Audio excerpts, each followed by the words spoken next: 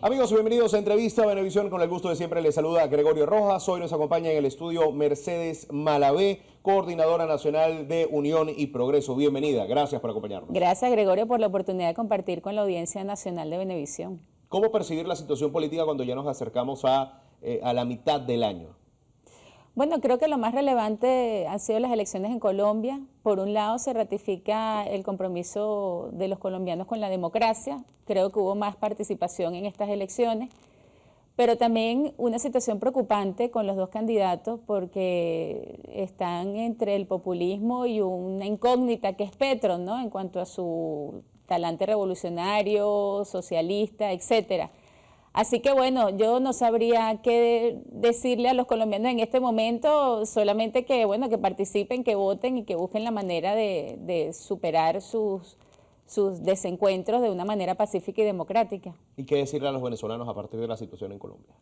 Que es importante la participación, que no podemos dejar los problemas de Venezuela solamente en manos de los políticos, que tenemos que cada uno desde nuestros sectores participar más, involucrarnos más. Ojalá lográramos, más allá de la discusión de las primarias, lograr que los venezolanos se involucren en un proyecto de nación, en un programa político que realmente nos ayude a superar la crisis y sobre todo que despierte una esperanza. En este momento ni siquiera el tema de las primarias despierta la esperanza de los venezolanos que se encuentran apáticos, desinteresados de todas las discusiones políticas. ¿Cómo hacer que se interesen los venezolanos de nuevo? Porque acaba de mencionar una palabra clave que es apatía y pareciera ser producto de un proceso de desgaste de la política en el país. ¿Cómo hacer que se reconecten los venezolanos con la política nacional? Mira, hace falta volver a despertar un sueño de nación, un sueño de futuro.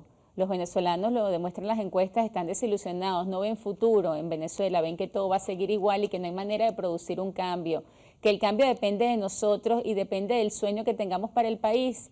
Creo que depende de la movilización de los venezolanos, despertar la esperanza, volver a creer en nosotros mismos, en nuestras capacidades de producir un cambio mediante los métodos que los venezolanos siempre hemos tenido para resolver las diferencias, o hemos tenido en los últimos años, que ha sido la democracia y la participación electoral. ¿Qué visión y qué mensaje ha llevado Unión y Progreso a cada una de las regiones del país para tratar de encontrar esa reconexión precisamente con los venezolanos? Mira, Unión y Progreso está insistiendo mucho en 5 puntos que podrían formar parte de una agenda política, de una propuesta al país. En primer lugar, la reinstitucionalización democrática, la importancia de renovar todas las instituciones democráticas que están deshabilitadas para el gobierno democrático y deslegitimadas frente a los venezolanos. En segundo lugar, resolver la crisis económica, marcada tanto por el modelo socialista como últimamente por una serie de sanciones y bloqueos a la economía venezolana que le impiden crecer y desarrollarse, sobre todo en su principal producto en este momento, que es el petróleo. En tercer lugar, resolver el problema de los servicios básicos, resolverlo de manera urgente. 90% de los venezolanos en todas las encuestas manifiesta tener problemas serios y graves de agua, de electricidad, de gas, etcétera. Eso hay que resolverlo, eso no puede esperar más, tiene que resolverse inmediatamente en lo que podamos ocuparnos nuevamente de los problemas de la gente. En cuarto lugar está el tema social, volver a activar mecanismos de movilidad social, dentro de los cuales destaca como principal punto para la movilización y el progreso de los seres humanos la educación. Rehabilitar las escuelas, pero también rehabilitar los hospitales, porque sin salud no se puede estudiar, no se puede trabajar, y rehabilitar, por supuesto, el sistema alimenticio, porque muchos venezolanos hoy en día no comen 3 veces al día. Y en último término, como último punto de nuestro programa político, está el tema de la corrupción. No puede ser que en Venezuela se haya dilapidado un capital tan importante como fue la mayor bonanza petrolera del siglo XXI, con la corrupción, levantando monumentos a la corrupción, obras inconclusas, elefantes blancos, como le dicen, un freno serio, un parado fuerte a la corrupción. Hablaba del tema social, tema educación, y hablaba de la desconexión política. Y muchas veces la participación o el compromiso del ciudadano de participar y de verse involucrado en la política tiene muchas veces que ver con valores y principios. Y vemos, por ejemplo, en las calles de Caracas, cómo la gente no respeta los semáforos, ni conductores, ni transeúntes, ni peatones. Los peatones se atraviesan a mitad de la calle, desafían a los conductores le responden, y estamos viendo una dinámica de erosión Sí. de la fibra moral del venezolano. ¿Cómo se recupera eso, viéndolo desde el punto de vista social y desde el punto de vista de la educación en valores de la sociedad venezolana? Mira, hay una crisis de liderazgo ejemplarizante, o sea, de un liderazgo que conviva con los venezolanos y los ayude a ser mejores, los impulsa a ser mejores, ¿no?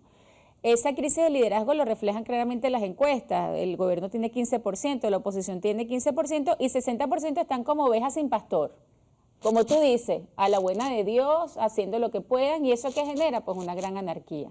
Hace falta hablarle a esa población y hablarle de una manera que se interesen. ¿Qué les interesa a ellos? Superar la crisis, resolver el problema de los servicios públicos, mejorar sus condiciones de vida, tener mayores y mejores ingresos. Bueno, de todo eso se debe ocupar pues quien pretenda liderar ese 60% que no se siente representado en nadie, porque cada uno, tanto el gobierno como de la oposición, el gobierno con sus propuestas económicas solapadas, escondidas, porque siguen hablando de que son socialistas, siguen diciendo que son revolucionarios, y la oposición con sus problemas internos, pues están dejando sin hablarle a la gran mayoría del país, se están dedicando solo a sus sectores, a sus afectos, pues. Habla de la propuesta solapada desde el punto de vista económico.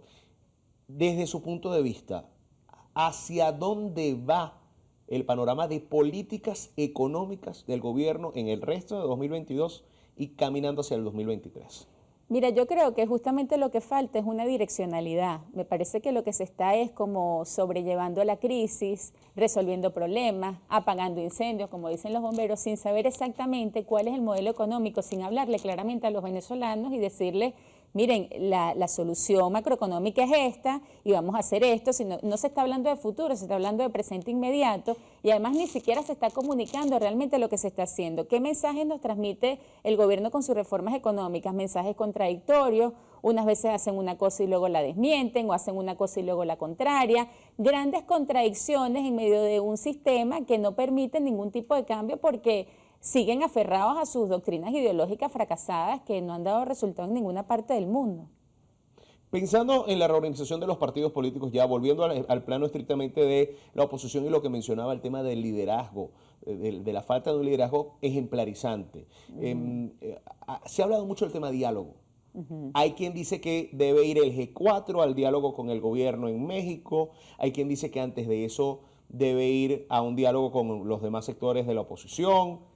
¿Qué debe suceder primero? ¿Un diálogo entre las oposiciones o que vaya el G4 y la plataforma unitaria a México y luego sentarse con las demás facciones de la oposición? Mira, creo que el diálogo de México tiene una finalidad internacional muy concreta, ¿no? Que es el tema de las sanciones económicas y la forma de introducir nuevamente a Venezuela en los mercados mundiales y en la economía mundial.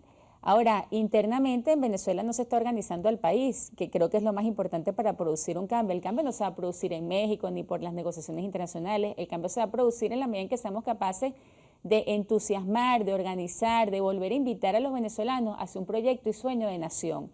De eso no se están ocupando, lamentablemente, ninguno de los actores del diálogo y eso hace que carezcan de representatividad, que cada vez se hablen más entre ellos y menos a la población. Por lo tanto, en Unión y Progreso estamos empeñados en recorrer el país llevándole los mensajes a los venezolanos, un mensaje de esperanza, un mensaje de unión nacional, un mensaje de la necesidad de reencontrarnos todos los venezolanos. Llevamos 20 años de confrontación, de división entre los venezolanos. Hace falta un mensaje de unión y concordia entre los venezolanos para poder resolver la crisis, que es el principal objetivo político que debe tener cualquier líder que se proponga guiar a los venezolanos en los próximos años, superar la crisis, superar el bloqueo, mejorar las condiciones de vida de los venezolanos, resolver el problema de los servicios básicos, volver a habilitar la educación como principal agente de movilidad social, las cosas que ya comenté. Una vez resuelto eso, una vez alcanzada la concordia que menciona, es inevitable pensar en qué va a pasar con las primarias.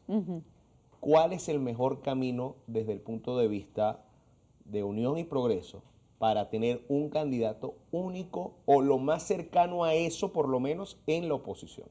Mira, en Unión y Progreso consideramos que cualquier primaria no evitaría la aparición de múltiples candidatos en el 2024.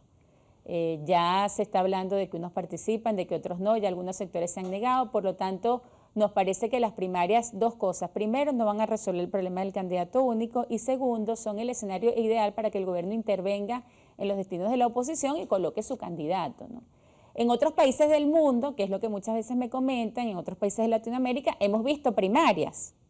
Pero la crisis de la democracia en Venezuela, la crisis política, la crisis social, la crisis económica y el destino de la nación requieren mayores niveles de políticos, ¿no? Niveles más altos de aspiraciones y de mecanismos políticos. Nosotros consideramos, por ejemplo, que el consenso democrático, como ocurrió en Chile en los años 80, como ocurrió en otros países del mundo, en Polonia, en España, es lo que le va a dar sostén y fundamento a una verdadera propuesta de cambio político para producir los siguientes cambios económicos y sociales que el país requiere, no unas primarias. Las primarias además solamente le hablan a ese sector de la oposición que se disputa el liderazgo entre ellos y ni siquiera los va a convocar a todos porque, como ya dije, va a producir igualmente un escenario de múltiples candidatos.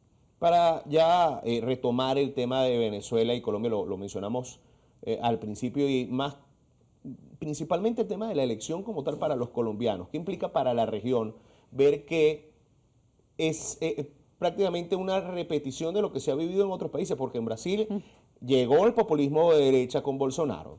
En Argentina se viró a la izquierda de nuevo y pareciera que se va a ir de nuevo, está dividida la opción para la próxima elección presidencial. En Perú llega a la izquierda, que en Chile igual. ¿Cómo ver el panorama del vecino país y las implicaciones que va a tener sobre todo en Venezuela en el intercambio diplomático y más importante aún el comercial cuando se habla de que la frontera de San Antonio y Cúcuta siempre había sido una frontera viva? Bueno, mira, muy preocupante, como lo dije al principio de la entrevista, un escenario en el que los colombianos tienen que escoger entre un populista y una incógnita de izquierda revolucionaria. Es la exacerbación del discurso, la exacerbación de los errores que van erosionando y haciendo cada día más frágil la democracia.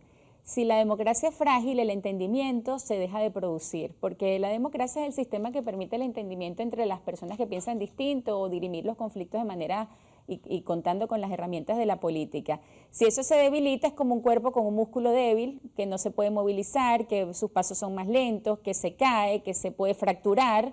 Entonces, bueno, son las condiciones en las que está el pueblo colombiano debido a esos dos candidatos que ninguno de los dos refleja realmente fortalezas ni tiene talante absolutamente y con seguridad democráticos, ¿no?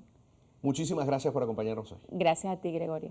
Estuvo con nosotros Mercedes Malavé, coordinadora nacional de Unión y Progreso en Entrevista Venevisión. Amigos, gracias por acompañarnos. Van a continuar luego de la pausa con más de la emisión de Noticiero Venevisión. Fuerte abrazo.